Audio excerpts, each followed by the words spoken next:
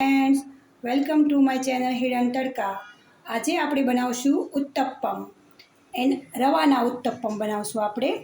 એના માટે મેં 250 ગ્રામ જેટલો રવો લીધો છે. એની અંદર મેં એક વાટકો દહીં નાખ્યું છે, 1.5 ગ્લાસ પાણી નાખ્યું છે. પછી મેં એને 3 કલાક માટે રહેવા દીધું, એટલે સહેજ એવો આથો આવી જાય. પછી એમાં મેં સ્વાદ અનુસાર મીઠું નાખ્યું છે. અને બીજી એના માટે જોઈશે આપણે 2 મીડિયમ સાઇઝ ટમેટાં, 2 મીડિયમ સાઇઝ કાંદા, 1 હાફ કેપ્સિકમ, 1 મીડિયમ સાઇઝનું ગાજર, 2 લીલા મરચાંના ઝીણા ટુકડા છે જેમ, અને વઘાર માટે લીમડો અને મરચાં.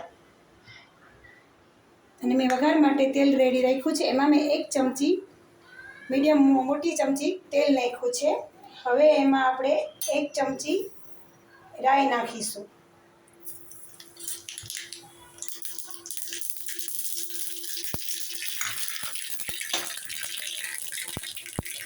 પછી એની અંદર આપણે આ લીમડો, મીઠો અને મરચાં નાખીશું. એ વઘાર આપણે આમાં એડ કરીશું. આનાથી એકદમ ફાઇન ટેસ્ટ આવશે.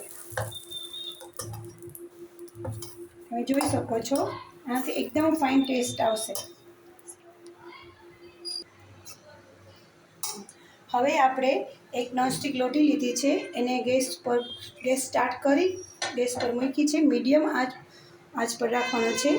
નાખીએ ઢોસો પાથરીએ ત્યારે થોડો ધીમો રાખવો ગેસ. હવે 1 ચમચી જેટલું તેલ લઈ આ રીતના સ્પ્રેડ કરીએ.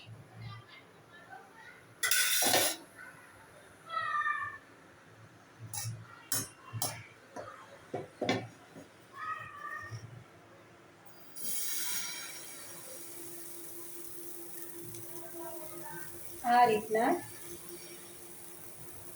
કરીએ. પછી એમાં કાંદા,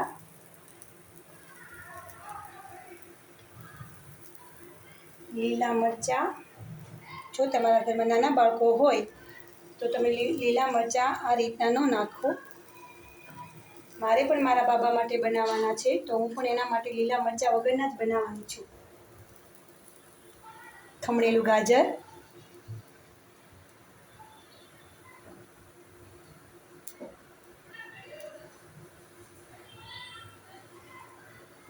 ઝીણા સમારેલા ટામેટાં, આ રીતના સહેજ હલકા હાથે આ રીતે કરી લે.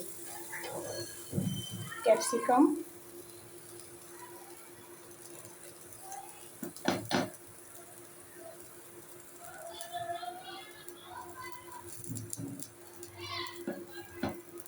આવી રીતે કરી લેવાનું. પછી થોડીક વાર આવી રીતના આ રીતે આમ કરી પછી એને ઢાંકણ ઢાંકી અંદાજે 5 મિનિટ સુધી એને ધીમી આંચ પર થવા દેવાનું.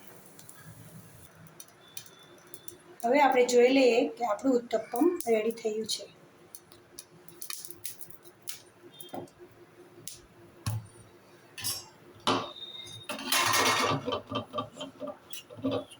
જો સુગંધ, ફાઇન સુગંધ આવી.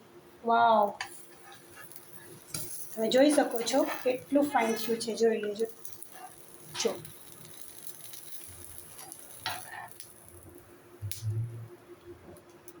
આ રીતના નીચે બ્રાઉન કલરનું થઈ જશે. આપણું ઉત્તપ્પમ, ટેસ્ટી હેલ્ધી ઉત્તપ્પમ રેડી.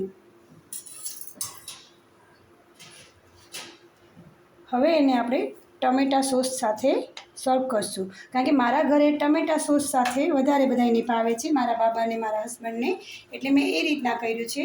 બાકી તમે ગ્રીન ચટણી પણ બનાવી શકો છો, કોકોનટ ચટણી પણ બનાવી શકો છો.